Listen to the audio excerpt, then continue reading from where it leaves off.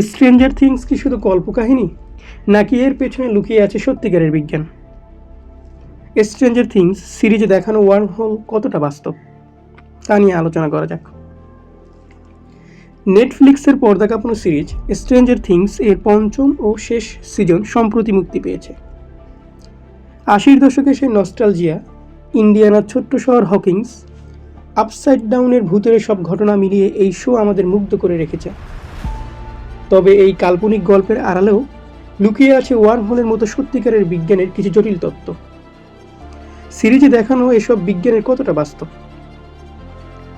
শেষ সিজনের একটা দৃশ্যে দেখা যায় বিজ্ঞান শিক্ষক মিস্টার ক্লার্ক ক্লাসে ওয়ার্মহোল নিয়ে কথা বলছেন। তিনি শিক্ষার্থীদের জিজ্ঞেস করেন ওয়ার্মহোলের বিশেষত্ব কী। এরিক সিনক্লিয়ার নামে একজন হাত তুলে বলে, ওয়ার্মহোল চমৎকার কারণ এটি ডাইমেনশনের মাঝে বিশাল পথ পাড়ি না দিয়েই এক জায়গা থেকে অন্য জায়গায় যাওয়ার সুযোগ করে দেয়। মিস্টার ক্লার্কও উচ্ছ্বসিত হয়ে যোগ করেন, একদম ঠিক। ওয়ার্মহোলের সাহায্যে মানুষ অন্য গ্যালাক্সিতে, এমনকি অন্য সময়েও যেতে পারবে। ক্লাসের বাকিরা হয়তো তখন হাই তুলেছিল, কিন্তু ডাস্টিন ঠিকই বুঝছিল ব্যাপারটা। ডাস্টিন একসময় সত্যিকারের ওয়ার্মহোল শনাক্ত করে ফেলে। সে বন্ধুদের বোঝায় এটা একটা সেতু, সময় এবং স্থানের দুটি বিন্দুর মাঝের সংযোগ, পৃথিবী ও অন্য জগতের মাঝখানের রাস্তা। স্টার ট্রেক বা ইন্টারস্টেলার মুভিতে আমরা ওয়ার্মহোলের ধারণা দেখেছি। মহাকাশে ভ্রমণের জন্য এর চেয়ে দারুণ শর্টকাট আর হয় না। কিন্তু ধারণাটা কি শুধুই লেখকদের কল্পনা? ওটাই না, এর জন্ম হয়েছিল স্বয়ং আলবার্ট আইনস্টাইনের হাত ধরে। আইনস্টাইনের জেনারেল থিওরি অফ রিলেটিভিটির মূল কথা, মহাবিশ্ব একটি বিশাল কাপড়ের টুকরো, যেখানে সময় ও স্থান একে অপরের সঙ্গে বোনা। 1935 সালে আইনস্টাইন এবং তার সহকর্মী নাথান রোজেন গাণিতিকভাবে দেখান তাত্ত্বিকভাবে স্থান ও সময়ের মধ্যে একটা সুড়ঙ্গ তৈরি করা সম্ভব, যা দূরবর্তী বিন্দুকে যুক্ত করবে। বিজ্ঞানের ভাষায় একে বলা হয় আইনস্টাইন রোজেন ব্রিজ। একে আমরা চিনি ওয়ার্মহোল নামে।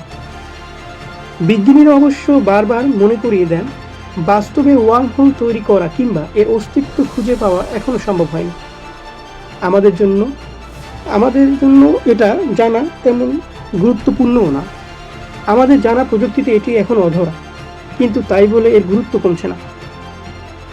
ক্যারল বলেছেন, কোয়ান্টাম এন্ট্যাঙ্গলমেন্ট বা মহাবিশ্বের জন্ম রহস্য বুঝতে এই গাণিতিক মডেল বিজ্ঞানীদের দারুণ কাজে দেয়। আর এখানেই স্ট্রেঞ্জার থিংস সিরিজের সার্থকতা। যুক্তরাজ্যের ইউনিভার্সিটি অব লিভারপুলের পদার্থবিজ্ঞানের অধ্যাপক কার্স্টেন ওয়েলস তো তার ছাত্রদের পদার্থবিজ্ঞান শেখাতে এই সিরিজটিকেই ব্যবহার করেন। ওয়েলস বলেন, টিনেজারদের কাছে পদার্থবিজ্ঞান বা ইঞ্জিনিয়ারিংয়ের কথা বললেই ওরা পালায়, কিন্তু স্ট্রেঞ্জার থিংসের মতো সিরিজের মাধ্যমে ওদের বিজ্ঞানের জটিল বিষয়গুলো বোঝানো সহজ হয়। এই পদ্ধতিতে শিক্ষার্থীদের বোঝাতে সুবিধা হয়, ওরা সহজে প্রশ্ন করতে পারে। ওয়ার্মহোল দিয়ে আমরা হয়তো এখনই অন্য ডাইমেনশনে যেতে পারছি না, কিন্তু একদিন এই শিক্ষার্থীরাই হয়তো মহাবিশ্বের সব অজানা রহস্য ভেদ করবে। কে জানে, হয়তো তাদের হাত ধরেই আমরা একদিন সত্যি সত্যি নক্ষত্রের দেশে পাড়ি জমাবো। আসসালামু আলাইকুম।